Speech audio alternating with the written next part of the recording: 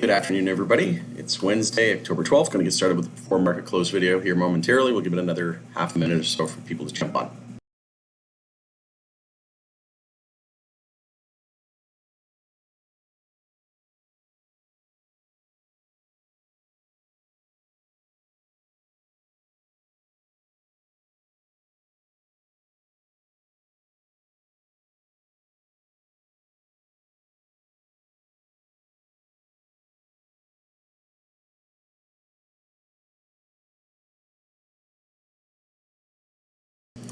All right, let's get started with today's before market close video. Again, it's Wednesday, October 12th. Hope you're doing well today. Not in my regular setup once again, so just bear with me here as we get through it.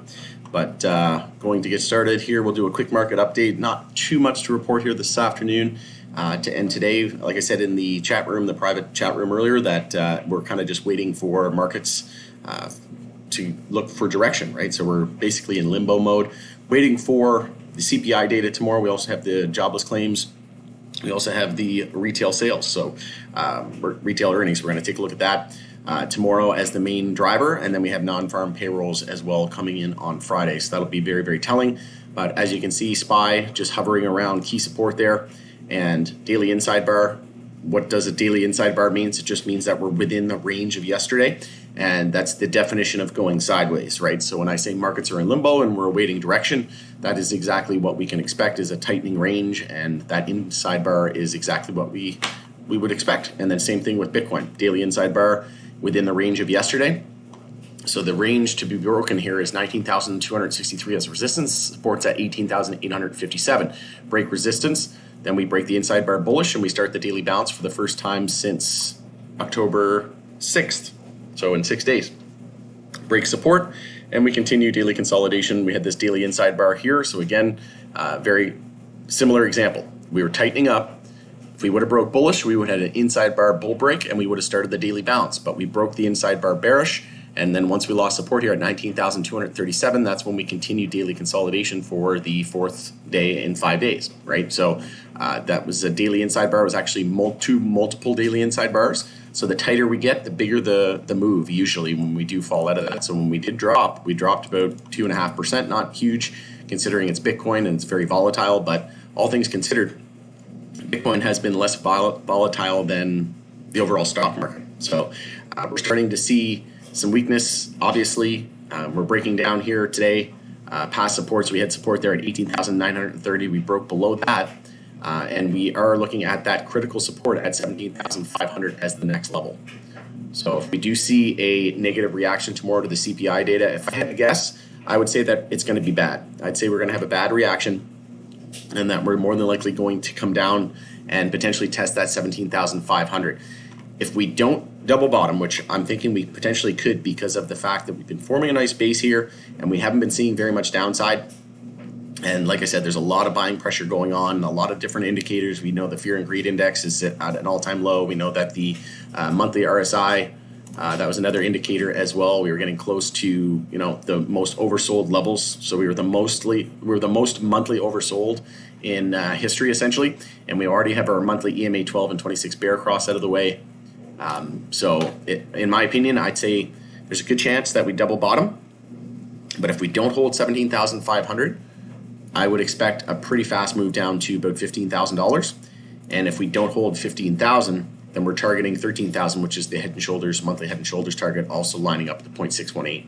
So watch for 15,000 if 17,500 is lost, then 15,000, then 13,000. That's what I'm looking at. So you could even start to, if you're looking for some buy orders, those wouldn't be a bad idea to even if you wanted to add some now.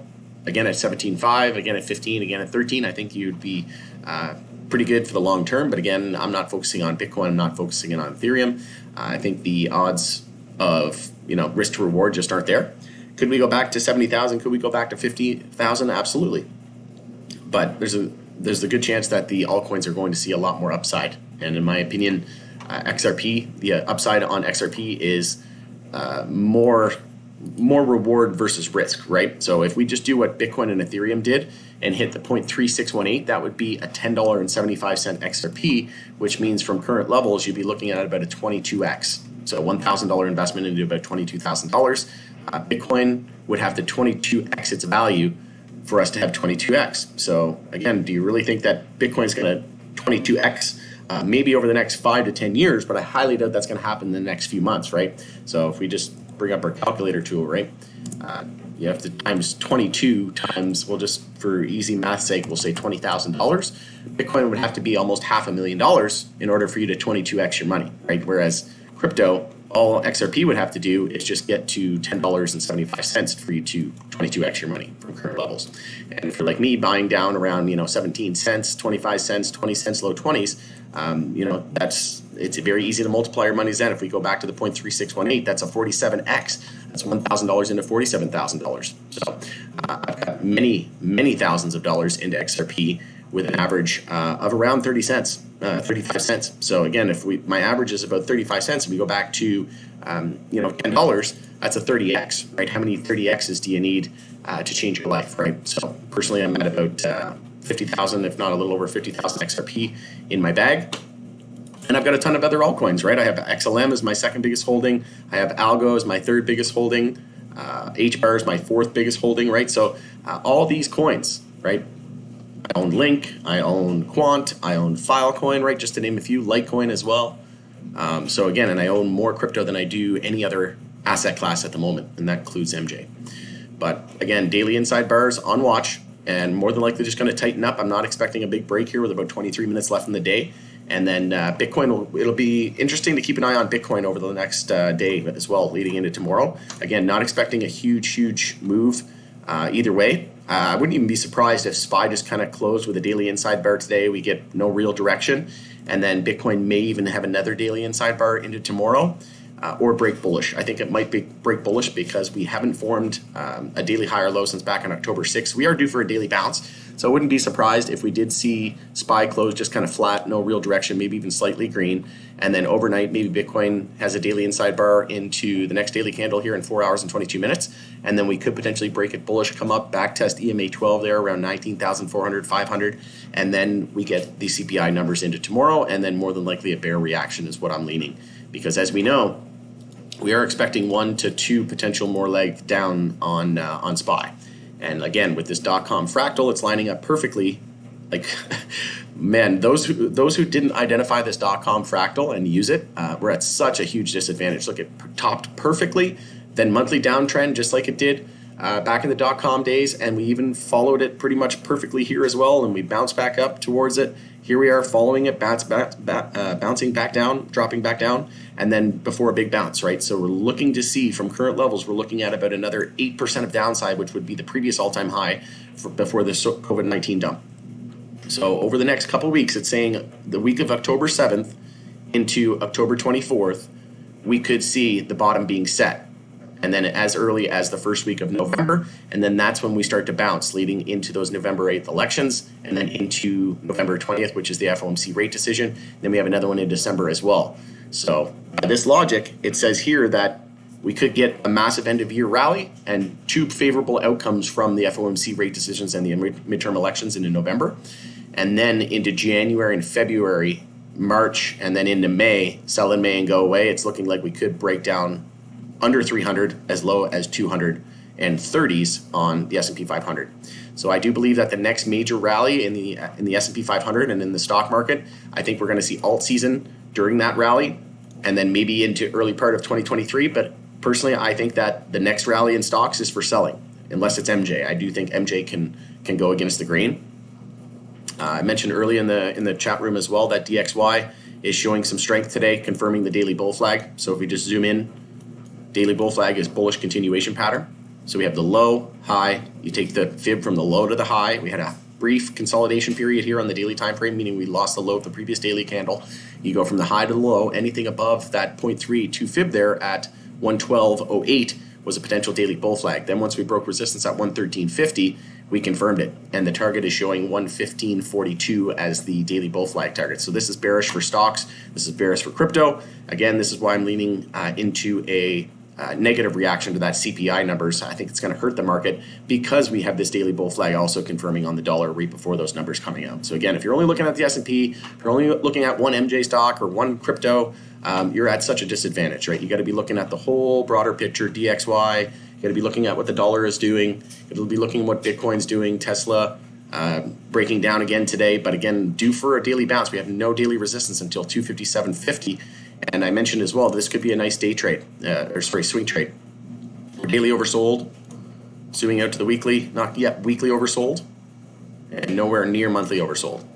So, and it is a potential head and shoulders here as well. So we have the right shoulder head, left shoulder head, right shoulder. So by this logic, if we do see this confirm, we could see a drop down to this 100 area, which lines up with 0.786 as well. But again, would expect a pretty big relief rally here at some point soon, but it's not looking good for Tesla. This thing might even go to 200 tomorrow, might even get a flush of 200. So this could be a nice swing trade.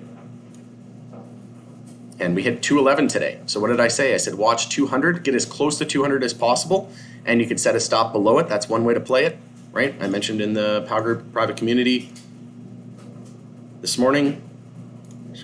Delete this duplicate.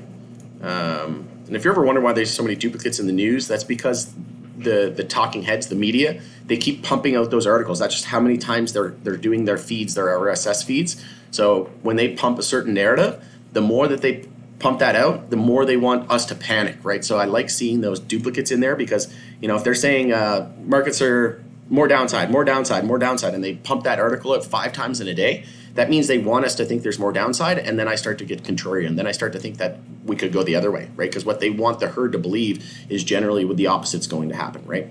So like I said, not a bad idea to take a swing trade in Tesla with a stop below 200. You could even be patient and try to get it closer to that psychological support and set a tight stop. So no daily resistance, and you could see a potential upside of about 35%. So if you did get it today, let's say you bought it today at 211 and you set a stop below 200 and we hold 200, just to EMA 12, you're looking at about a 15% move. EMA 26, you're looking at about a 22% move. And we have a gap there in the chart that we could potentially fill at 262.47. So if we fill that gap, you're looking at about a 21% of upside. So not a bad swing trade here. So essentially, if you're entering at 211 or close to that, you're risking to stop under 200. You're risking about 5% to make about 15 to 20%. So those are some good risk to reward opportunities.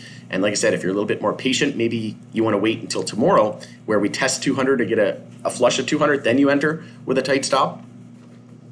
Maybe you're waiting for an hourly trend change to mark this daily bottom, right? When we change the hourly trend, that's a good indication that the daily bottom is in. So we need to change the hourly trend. So we haven't formed a higher low yet.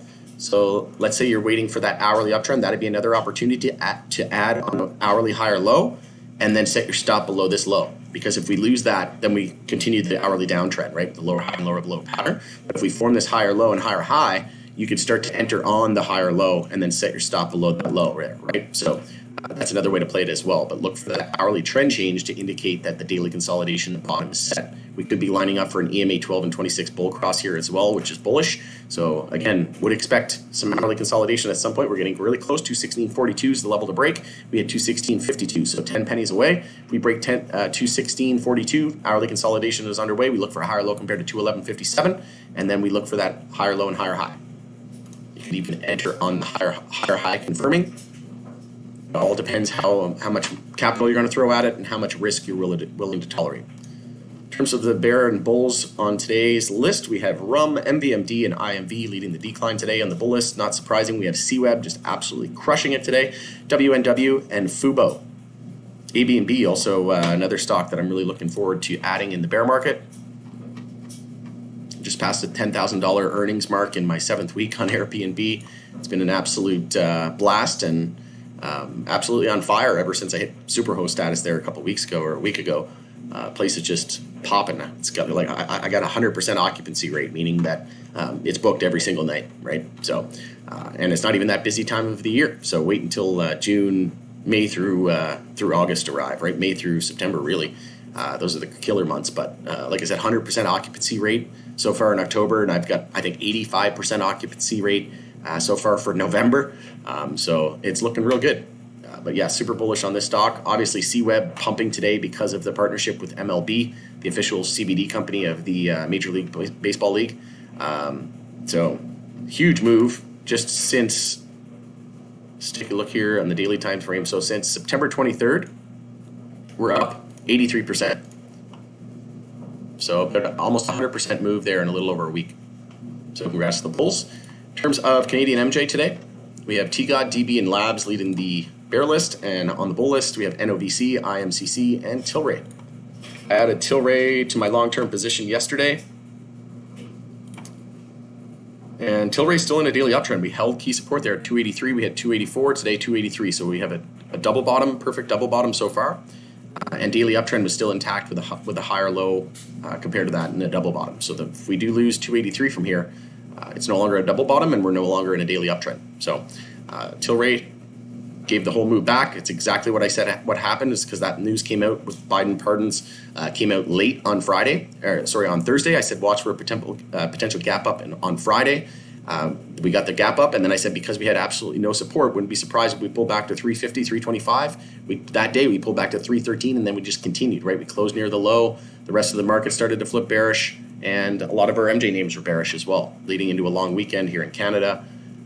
So just classic MJ pumps and gives it all back, and that we can expect more of the same until we change weekly and monthly uptrends. Until we confirm monthly uptrends, we're still in a monthly downtrend, meaning we're in a bear market. So until we confirm monthly uptrends, we're still in a bear market. We could see a little bit of a inverse head and shoulders here on the monthly, but again, if we're expecting one more down, one potential two more leg down in SPY, we need to prepare for the worst here on MJ. MSOS added this one yesterday as well to my long-term portfolio, seeing another daily consolidation day today. So 3 days in a row of daily consolidation. Once we lost the low there at 1126, you could have exited there, and that would have saved you about 13% of downside, but still in a daily uptrend as well with a low high, higher low, and higher high. So anything above 879 is a daily higher low.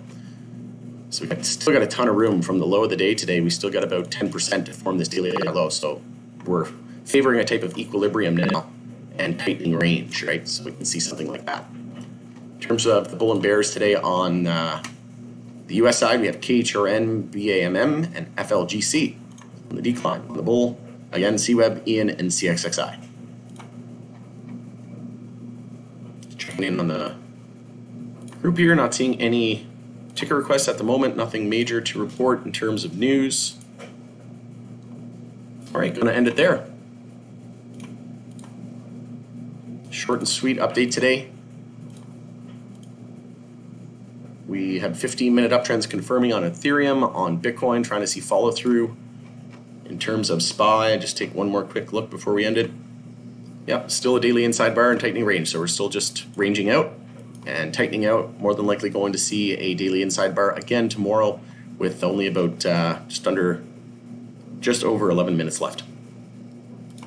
All right, have a fantastic night. See you guys in the chat room in a few minutes. And brace for more volatility into tomorrow. Take care.